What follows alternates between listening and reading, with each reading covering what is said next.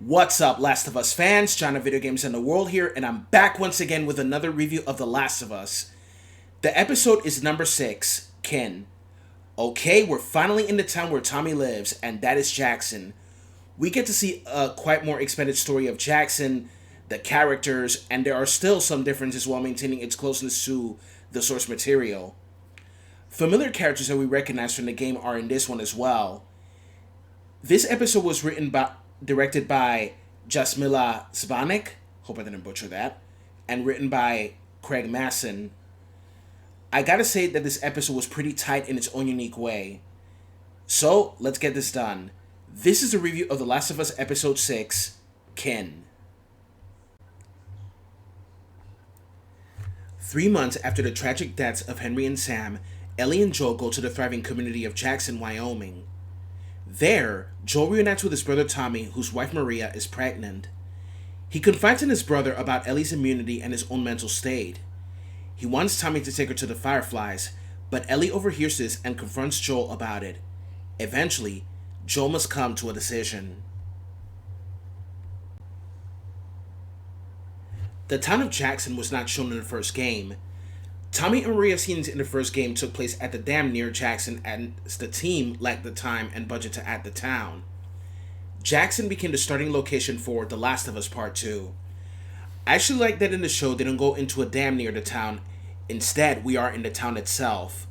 Much like in the game, this town tries to keep certain things of the old world alive, such as watching movies, farming, and so on.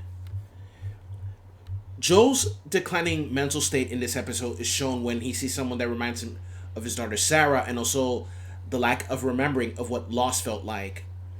I think that the show made it more deep and someone we can empathize with, because loss is something that truly hits you and it can hurt you. When it comes to your mental state declining, you can't just bottle it up. You have to open yourself to someone you love, like a family member or a friend. Rutina Wesley in the show plays Maria. In the game, Ashley Scott is the voice and likeness of Maria. I remember Rutina Wesley playing Sookie Stackhouse's best friend, Tara Thornton, in the hit series True Blood, which is also on HBO. Maria warns Ellie about the dangers of putting your trust in others, especially if that person has something to hide. It's true what she said, because trust can very often be misplaced in certain situations. I gotta say, she portrayed the character really good. Rutina also researched the game to capture the essence of Maria, but wanted to avoid replicating it. She found it terrifying to play a pre-established character, but wanted to add her energy on it. She appreciated Maria's calmness as a leader and observed she was a person who only smiles with her eyes. She thought Maria naturally entered a leadership role due to her history as an assistant DA. Gabriel Luna stated that Tommy was drawn to Maria due to her mercy and strength. Luna also thought Tommy felt guilty for moving on from Sarah's death, whereas Joel has not. Luna so far has done a great job portraying the character of Tommy. Jeffrey Pierce will be very proud. The scene at the university was just like how we see it in the game. Familiar lines and scenes were perfectly well done. And finally, to wrap this up, this episode was really good.